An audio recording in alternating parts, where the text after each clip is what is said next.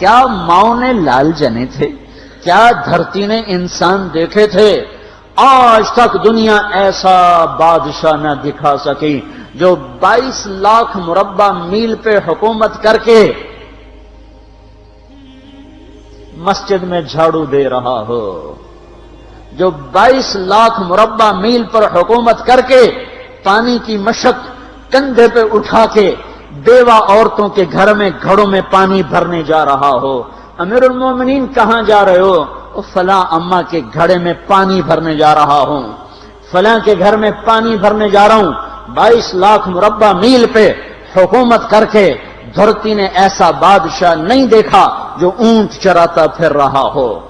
اور جو بیت المال کا اونٹ گم ہوا، چولے کو باندھا اور دوڑ لگائی، آگے احنف بن قیس ملے، ارے کہاں جا رہے ہو امیر المومنین؟ کہ تو بھی آجا، بیت المال کا اونٹ گم ہو گیا ہے، مل کے تلاش کریں۔ پتہ نہیں کتنے مسلمانوں کا اس میں حصہ ہے۔ دھرتی ایسا بادشاہ نہ دکھا سکے گی، نہ دکھا سکے گی، کوئی ایسا آیا ہی نہیں ہے کہ جو اتنی بڑی سلطنت کا مالک ہو اور کیکر کے درخت کے نیچے بغیر پیروں کے سو رہا ہو۔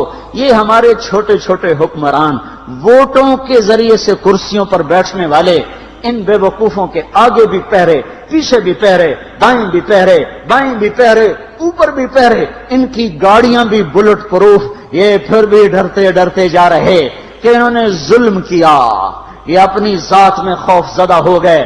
عمر نے اپنے نام کے ساتھ فاروق کا لقب آپ نے کہا عمر فرق بین الحق والباطل، عمر وہ عمر ہے جس نے حق اور باطل میں فرق کر کے دکھا دیا، اس لیے یہ فاروق ہے، اس نے حق اور باطل میں فرق کر کے دکھایا، یہ فاروق ہے۔ حسن بصری فرمایا کرتے تھے اپنی محفلوں کو عمر کے ذکر سے سجاؤ۔ حضرت عائشہ فرمایا کرتی تھیں عمر کے تذکرے کیا کرو کہ جب عمر کا تذکرہ ہوتا ہے تو عدل کا تذکرہ ہوتا ہے، جب عدل کا تذکرہ ہوتا ہے تو اللہ کا تذکرہ ہوتا ہے۔ کہ ہم عائشہ رضی اللہ تعالیٰ عنہ فرمایا کرتی تھیں اتنے بڑی سلطنت پر حکومت کرنے کے بعد اللہ کی راہ میں جانے والے مجاہدین کے گھر گیا کھڑا ہوا ہے، دروازے پہ دستک دے رہا ہے، بیٹی کوئی بازار سے سودا لینا ہو تو مجھے بتاؤ، تیرے گھر والا تو اللہ کی راہ میں ہے، میں تمہارے گھر کا سودا لے آؤں، کیا کیا چیز چاہیے؟ تم نے اپنے خامند کو خط لکھنا ہوگا، تم تو لکھنا نہیں جانتی، مجھے بتاؤ میں تیرے خامند کو تیری طرف سے خط لکھوں۔ اما تیرا بیٹا اللہ کی راہ میں گیا ہوا ہے، مجھے بتا میں تیرے بیٹے کے نام تیری طرف سے خط لکھوں۔ اتنی بڑی جس کے سامنے قیصر اور کسرا زیر و زبر ہو گئے، کج کلا، وہ زمین میں جا کے تہ خاک میں وہ سارے ہیرے لال جواہر، وہ زمین میں لوٹ پوٹ کرنے والا، کسرا کے تخت کو توڑنے والا اور روم کی طاقت کو توڑنے والا، آل ساسان کی طاقت کو توڑنے والا اور نوشیروان کے خزانے مدینے میں لانے والا اور خسرو پرویز کے خزانے مدینے میں لانے والا اور رومت الکبرا کے خزانے مدینے میں لانے والا خود اپنے کرتے میں 14 پیوند لے کے چل رہا ہے۔ 14 پیوند کے ساتھ کرتا ہے، مہینے میں 1 دن گوشت کھاتے تھے، وہ روٹی کھاتے تھے کہ عام آدمی حلق کے نیچے نہیں لے جا سکتا تھا۔ ہے سال کی ابتدا اس شخص کی شہادت سے ہوتی ہے جس کو اللہ نے وہ عزت دی۔ آپ نے کہا میرے 2 وزیر آسمان میں، 2 وزیر زمین میں، آسمان پہ جبریل اور میکائیل میرے وزیر ہیں، زمین پر ابو بکر اور عمر میرے وزیر ہیں۔ آپ فرمایا کرتے تھے ابو بکر عمر اگر کسی بات پہ جمع ہو جائیں تو میں ان کے مشورے کے خلاف کبھی نہ کروں گا۔ ابو بکر تیری مثال ابراہیم کی ہے، عمر تیری مثال نوح علیہ السلام کی ہے، ابو بکر تیری مثال عیسیٰ علیہ السلام کی ہے، عمر تیری مثال موسیٰ علیہ السلام کی ہے۔ آپ مسجد میں آئے، آپ کے دائیں طرف ابو بکر تھے، بائیں طرف عمر تھے، آپ اندر آئے اور کہا دیکھو اسی طرح قیامت کے دن ہم اٹھیں گے کہ میرے دائیں طرف ابو بکر ہوگا، میرے بائیں طرف عمر ہوگا اور ہم ہاتھوں میں ہاتھ دیے ہوئے اٹھائے جائیں گے۔ اور ایک حدیث میں آتا ہے اور میرے قدموں سے بلال کو اٹھایا جائے گا جو نکلتے ہی اذان دے گا،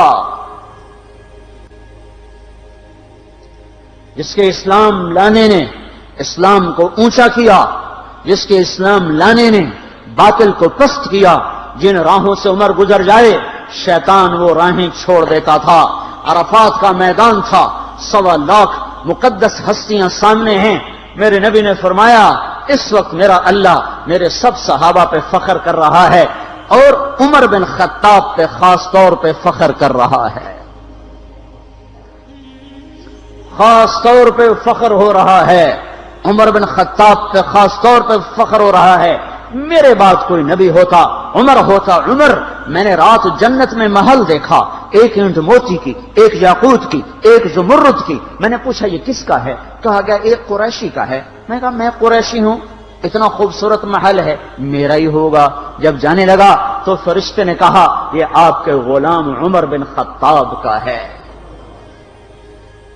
وہ کیا مبارک لوگ ہیں کہ جنہیں نبی کے گھر میں قبر نصیب ہو، ایک طرف ایک ساتھی، ایک طرف دوسرا ساتھی، جن کو نبی کے دو پہلوؤں میں جگہ ملی ہو۔ وہ کیسی عظیم ہستیاں اتنی بڑی سلطنت کا مالک اور اتنے بڑے عدل کی نشانی بن کر مدینے میں مسجد میں بیٹھے رو رہے ہیں۔ امیر المومنین کیوں رو رہے ہو؟ کہا دجلہ کے کنارے کتا بھی پیاسا مر گیا تو پوچھ تو عمر کی ہوگی، فرات کے کنارے کتا بھی پیاسا مر گیا تو پوچھ تو عمر کی ہوگی۔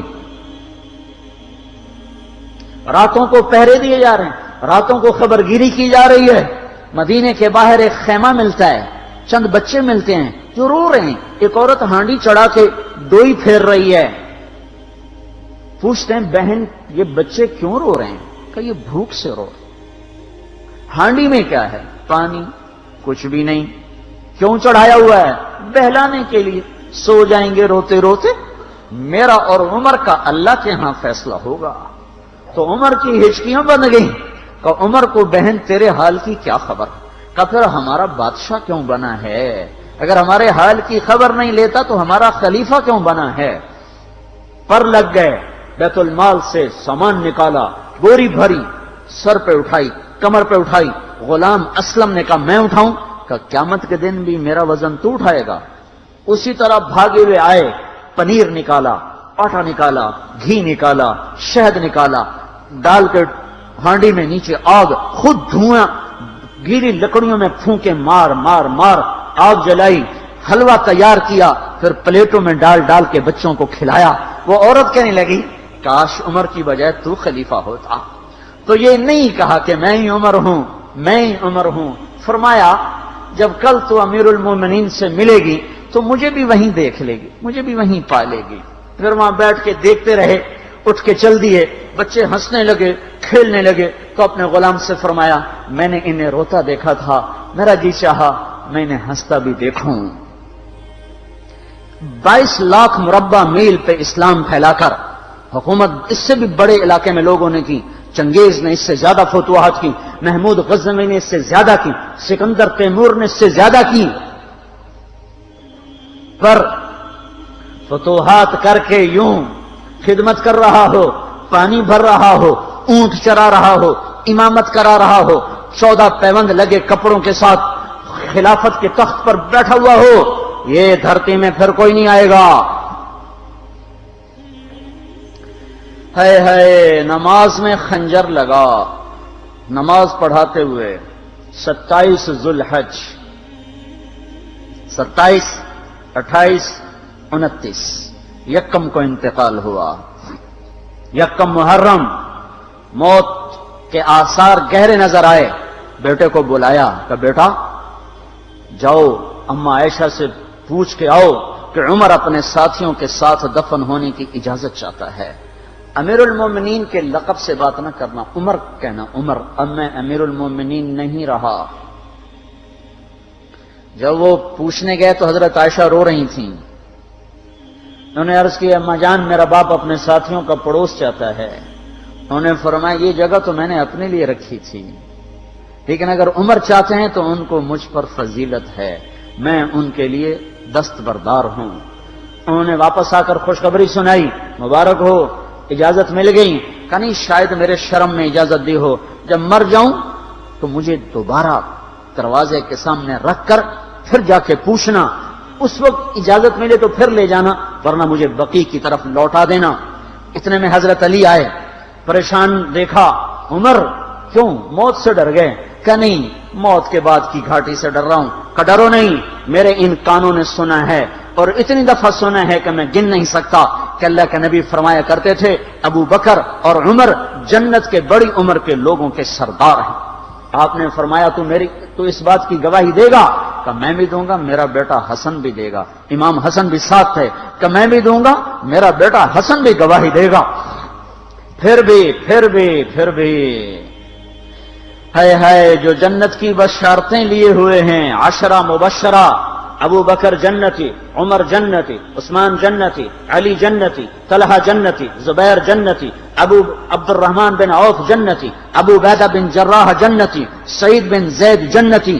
آپ نے نام لے کر گنے، نام لے کر گن کر کہا، سنو ابو بکر جنتی ہے، عمر جنتی ہے، عثمان جنتی ہے، علی جنتی ہے، طلحہ جنتی ہے، زبیر جنتی ہے، سعد بن نبی وقاص جنتی ہے، عبد الرحمن بن عوف جنتی ہے، ابو عبیدہ بن جراح جنتی ہے، سعید بن زید جنتی ہے۔ میں ان سے راضی ہوں، لوگوں ان کا حق پہچانو، میں ان سے راضی ہوں، میں ان سے راضی ہوں۔ پھر آپ نے فرمایا اگر تم نے ان کے بارے میں کسی ایک کے بارے میں بھی دل میں بغض لے کر مر گئے، اور تم نے اتنی بندگی کی تھی کہ سوکھ کے کانٹا ہو گئے تھے، روزے اتنے رکھے تھے کہ پیٹ کمر کو لگ گیا تھا، سجدے اتنے کیے تھے کہ تمہارے ماتھے اور گھٹنوں پر پتھروں جیسے نشان پڑ گئے تھے، اتنا کچھ کر کے ان 10 میں سے کسی ایک کا بغض لے کر اگر تم مر گئے تو اللہ تمہیں منہ کے بل جہنم میں گرا دے گا۔ لوگوں میں ان سے راضی ہوں، ان کا حق پہچانو، جن کو اللہ بھی رضا کے پروانے دے رہا ہو، جن کو اللہ کا رسول رضا کے پروانے دے رہا ہو، جن کو وزارت کا شرف مل چکا ہو، نبی کے پہلو میں قبر جن کی بننے کا اعلان ہو چکا ہو، وہ موت پر کیا کہہ رہا ہے؟ موت پہ کیا کہہ رہا ہے؟ اپنے بیٹے سے کہا میرا سر زمین پہ ڈال دے۔ ان کی گود میں سر تھا عبداللہ بن عمر، تو انہوں نے گود سے ہٹا کر پنڈلی پہ رکھ لیا، یہاں رکھ لیا۔ چلے گئے، کیا کہہ رہا ہوں سنتے نہیں ہو، زمین پہ ڈال دو۔ تو انہوں نے زمین پہ ڈالا تو اپنے چہرے کو مٹی میں رکھ دیا اور ایسے ملنے لگے اور کہنے لگے، اے میرے رب، اگر تو نے عمر کو معاف نہ کیا تو عمر ہلاک ہو جائے۔ ویل لک یا عمر ولامک ان لم یغفر لک ربک، عمر تیری ہلاکت ہے اگر تیرے رب نے تجھے معاف نہ کیا۔ یہ کہتے کہتے کہتے جان دے دی۔ 22 لاکھ مربع میل میں اسلام کو زندہ کرنے والا، این حالت نماز میں زخم کھا کے گرنے والا، مطلوب مصطفیٰ، وزیر مصطفیٰ، جنت کی خوشخبریاں لے کر پھر موت پر یوں کہہ رہا ہو، اے اللہ تو نے معاف نہ کیا تو میرا کیا بنے گا؟ کیا بے طلبی ہے۔ ان کے بیٹے خلافت کے اہل، ان کے بہنوئی سعید بن زید 10 مبشرہ میں سے دونوں کے نام کاٹ دیے، کہ یہ 6 ہیں جن سے اللہ کا رسول راضی تھا، جس کو چاہو خلیفہ بنا دو، جس کو چاہو حکومت دے دو، نہ میرے بیٹے کو ملے گی نہ سعید بن زید کو ملے گی۔ کسی نے کہا شوشہ چھوڑا، آپ کا بیٹا بھی تو بہت قابل ہے، اسی کو بنا دیں۔ تو اسے تو طلاق دینا نہیں آتا، حکومت کہاں سے چلائے گا؟ یہ ایک واقعہ کی طرف اشارہ کیا ہے، اس کے پیچھے ایک واقعہ ہے جس کو انہوں نے یاد کر کے فرمایا، وہ تو طلاق دینا نہیں جانتا، وہ حکومت کیا چلائے گا؟ حالانکہ بڑے صحابہ میں عبداللہ بن عمر کا مقام ہے۔ ہے جنازہ صہیب رومی نے پڑھایا، دروازے کے سامنے لا کے رکھ دیا گیا، سب لوگ جنازے کے ساتھ کھڑے ہو گئے، عبداللہ بن عمر اکیلے آگے گئے، دروازے پر دستک دی تو اما جان میرا باپ عمر بن خطاب دروازے پہ حاضر ہو چکا ہے، اندر آنے کی اجازت چاہتا ہے۔ تو عائشہ رضی اللہ تعالیٰ نے اپنی چادر کو اٹھایا اور روتے ہوئے باہر نکل گئیں۔ پھر لوگ اندر داخل ہوئے، قبر کھودی گئی، قبر کھودتے ہوئے عبداللہ بن عباس بھی قبر کے کھودنے میں شریک تھے، تو کہتے میرے کندھے پہ کسی نے ہاتھ رکھا، میں نے پیچھے مڑ کے دیکھا تو علی رضی اللہ تعالیٰ عنہ کھڑے رو رہے تھے اور فرما رہے تھے مجھے پتا تھا تو یہیں آئے گا، یہاں تیرے سوا کوئی نہیں آ سکتا، کہ میں نے ایک دفعہ نہیں کتنی دفعہ میں نے اللہ کے نبی سے یہ بات کا تکرار سنا، میں ابو بکر اور عمر، اس کا اتنا تکرار سنا ہے میں نے کہ مجھے یقین تھا یہیں آئے گا، تو اور کہیں نہیں جا سکتا۔ میرے بھائیو غفلت سے باہر آ جائیں، یہ دھوکے کا گھر، یہ مچھر کا پر، یہ مکڑی کا جالا، یہ دنیا کہیں ہمیں ہلاک نہ کر دے۔ ان لوگوں کو سامنے رکھ کے زندگی گزارو جنہوں نے اللہ کو راضی کیا، اس کے رسول کو راضی کیا، کلمہ حق کو بلند کیا، خیر کے ذریعہ بنے، شر کے مٹانے والے بنے، اور دنیا میں مرنے کے بعد بھی ان کے تذکرے ہدایت کا سامان بنے، ان کے تذکرے روشنی کا مینار بنے۔ ان کے پیچھے چلو، مغرب کے اندھیروں کی طرف مت دوڑو، وہاں تو سورج بھی ڈوب جاتا ہے، مغرب میں تو سورج بھی ڈوب جاتا ہے، اور تمہیں پکار کے کہتا ہے مغرب کی طرف نہ آنا، ادھر اندھیرا ہے، میں یہاں گم ہو گیا، تم کون سا سراغ ڈھونڈنے آئے ہو؟ دوڑو اللہ اس کے رسول کی پاک زندگی کی طرف، اس کے پاک صحابہ کی زندگی کی طرف، جن کو اللہ نے مرنے سے پہلے جنت ہاتھ میں دے دی، جنت کی بشارت دے دی،